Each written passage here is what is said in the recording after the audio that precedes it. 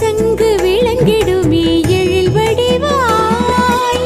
மூவறிவு உயிரினங்கள் மூன்றாம் படியில் கரையானும் எறும்புகளும் காட்சி தரும்.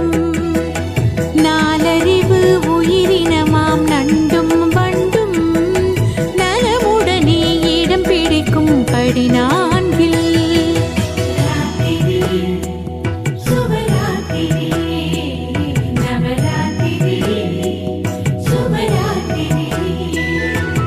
கொலுவிருக்கும் வீட்டினிலே குடியிருக்கும் தெய்வம், குழந்தைகளின் வடிவினிலே அருள் கொடுக்கும் தெய்வம்.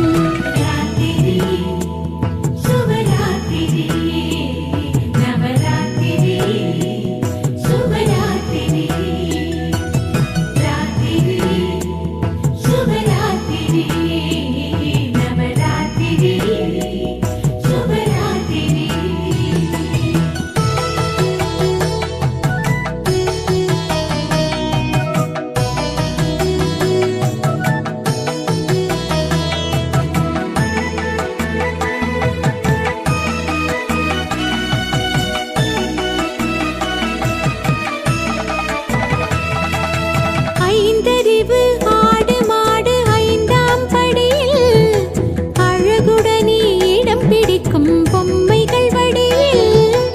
ஆறறிவு மனித ரூபம் ஆறாம் படியில் அமர்ந்திருந்து அசர வைக்கும் சிலை வடிவில். ஏழறிவு மகரிஷிக்கு ஏழாம் படியில் இடமளித்து வணங்கிடுவோம் கலை வடிவில். எட்டாவது படியினிலே தேவர்கள் கூட்டம் எழிலாக இடம் பிடித்து பக்தியை காட்டும்.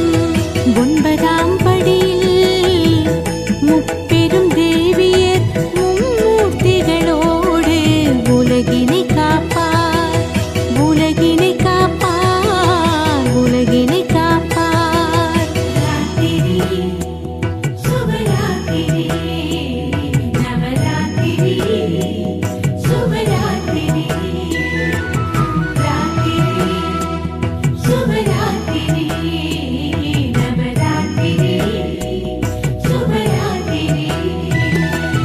கொலுவிருக்கும் வீட்டினிலே குடியிருக்கும் தெய்வம், குழந்தைகளின் வடிவினிலே அருள் கொடுக்கும் தெய்வம்.